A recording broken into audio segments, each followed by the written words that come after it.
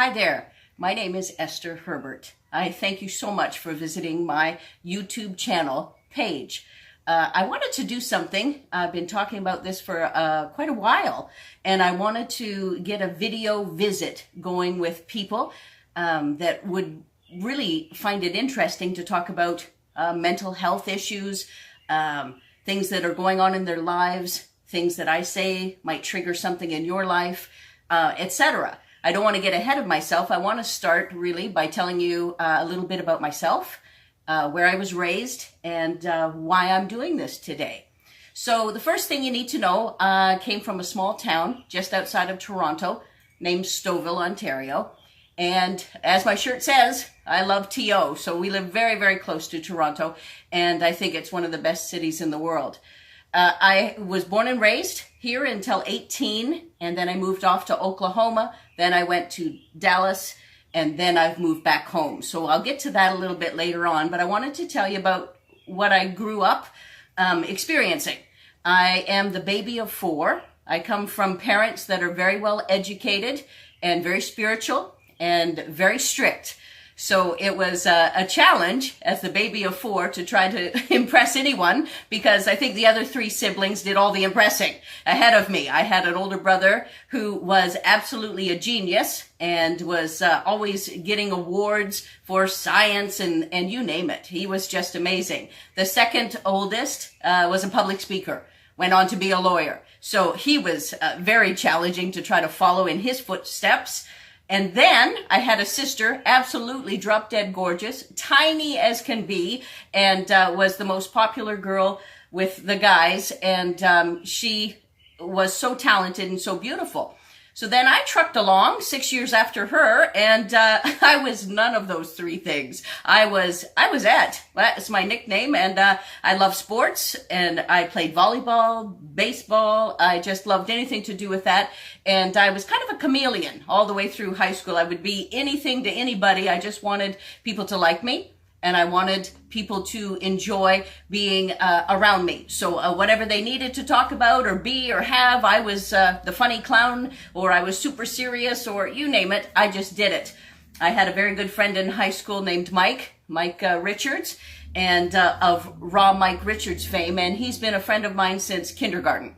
He and I have weathered a lot of things together, but we were inseparable all the way through high school, and he's turned out to be, as you'll find out in these video visits, a very key component of my life and mental health exposure today. I want to say that it was a very challenging experience to try to be all those things, and I ended up drinking because I was just not measuring up in my mind. I also ended up being someone that got into a lot of trouble because of being rebellious, recalcitrant, wanting to do any and everything wrong, speeding, and just really quite a headache for my 2 dear, wonderful parents. And that takes me through high school. So that's all I'll talk about right now. There's all kinds of things further, but what really happened to me at 15, which I didn't know at the time, was that I had a mental illness, and it really did capture so much of what I did and didn't do, and I wasn't aware of it. So that's what this video visit is all about. I want to tell you about my life. I want to tell you why I was so rebellious, what I did in the later days, and I figure that people that are battling, 1 in 5 they say, I think it's a lot more than that, 1 in 5 are battling a mental disorder of some sort, or they know someone that is. This video chat is to let you know a little bit about me, my struggles. I had addictions to alcohol and tobacco. I have bipolar. And I think that, there's common threads for all mental illnesses. And I think that we'll have an awful lot to chat about in the days to come. This YouTube channel is such a blessing to me, because I think it's a great way to get news out, and we can kind of build the bridge of mental illness, stigma. We can't have one without the other. So I'm thinking that if we can get the stigma gone through open discussion and conversation, that we can build that bridge so that people won't feel that their life is full of stigma, that their mental illness is going to bring up all kinds of, ooh, I can't talk to you because you have one. I think that we need to really be people of conversation, dialogue. I think it's so important. I'm a person that loves to chat, but I also believe that some of the conversations that we need to have are serious.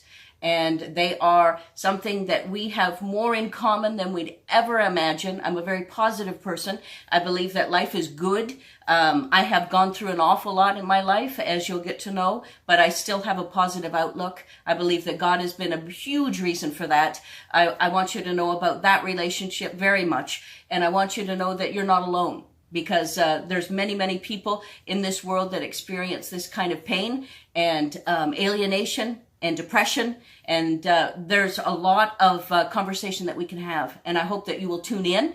My goal is to be a public speaker about this. I've done it a few times now. If you are interested in having a speaker, on the About column on this YouTube channel is how to contact me. So I would love for that to happen. We're going to have these video chats in the future, and I can't wait to tell you more. Maybe in time you can send some questions that you want me to talk about. I'd be happy to do that. In the meantime, I will pick the topics until I start hearing some feedback. And so if you want to hear something else, let me know. Thanks for visiting today. Have a great day. God bless.